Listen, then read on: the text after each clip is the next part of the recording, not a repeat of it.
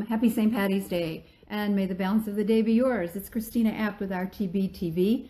I'm downtown Buffalo today for a very special live interview, but before we do that, I want to be sure and talk about the great celebration of St. Patty's Day. And of course, nothing is more synonymous with St. Patrick's Day than J.P. Fitzgerald's Pub out in the wonderful town of Hamburg, located at Clark and South Park Avenue.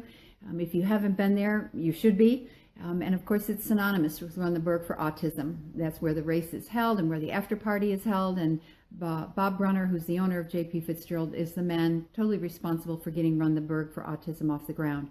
So while you're out partying today, make sure to stop by J.P. Fitzgerald's Pub, again at Clark Street in Hamburg. There'll be music all weekend, starting today at 1 o'clock. 1 o'clock today with Gino McManus, and tonight with The Leftovers, one of Western New York's favorite Irish bands. So with that said, we are now going to move on to the business of the day.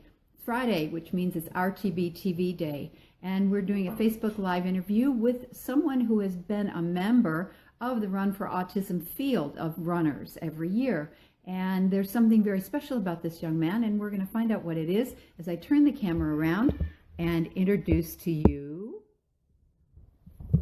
Kevin Smith. Kevin, hi. Hi, how are you? Good. You are wearing the green. I'm assuming you're Irish?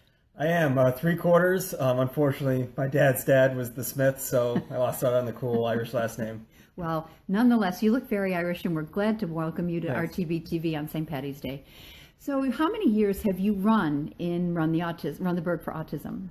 3 or 4, and then I ran Kyle Reed, the precursor race, quite a few years before. So you are a runner by passion and hobby? Ever since middle school, I went to Hamburg High School, and through college and post-college. So I've been running for just about 20 years now. How many races a year do you run on average? If I'm healthy, 20 or 30. Holy cow, that's a lot of races. What is it about racing that's so that intrigues you, that gives you a passion? I get to measure up against competition, how fast I am, how well my training's been going, and if you're fast enough, you get to win some trophies or gift cards or money, even in the best cases. Wow, money, that sounds good. But you mentioned trophies. If you'll pull over, we have 2 trophies here that you have been kind enough to dig out of your archives and put on the table with us. Wow, nice trophies. We'll get a close-up. And where did you win these trophies? At the Run the Burg for Autism at JP's, starting and finishing at JP's. So you've won the race twice? The last 2 years.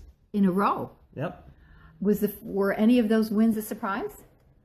No. I was training hard, and I got out, and I was in the lead, and both races, I just held on as long as I could and broke the tape at the finish line. Now the race is a 5K. Yep. For people who don't do metrics, that's about 3.1 miles. There you go.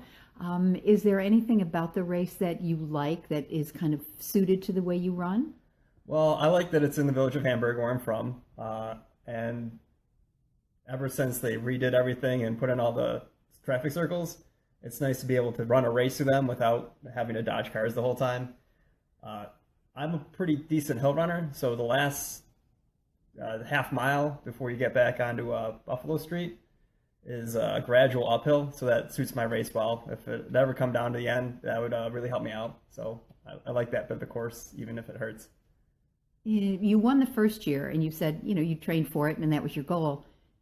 Were you surprised to win it back to back? Was there anything about that that was meaningful to you?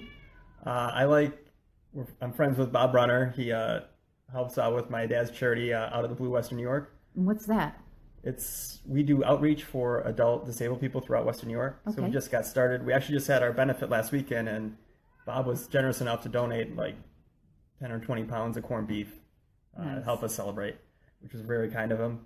And it's a great cause. So to win back to back meant something to you for a lot of reasons. Yeah, my family's there. There were a couple disabled adults that came out, and my family and friends helped push them through the race, so they got to participate too. So it's nice being able to let them see like the trophy, and they're always excited to meet the winner of the race. You said 20 to 30 races a year if you're healthy. Every race has a backstory to it, but the backstory to Run the Burg for Autism is particularly special and meaningful, especially if you are from Hamburg, because of the Autism Resource Center. Does the backstory of Run the Burg for Autism have any particular meaning for you? Chris Palisotto he's now an adult with autism. He was in school with me. He was in my scout troop. And every year I participate in the Challenger Baseball League pub crawl put on by his brother, Jay Palisotto. And I'm just friends with that family. So it's really nice to know someone with autism in the community who really benefits from this race.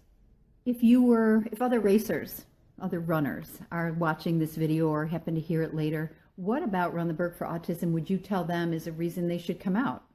It's a nice course. The race doesn't start too early, and it's one of the best after parties all year long. Great band, great food, great beer, which is probably the most important part for runners.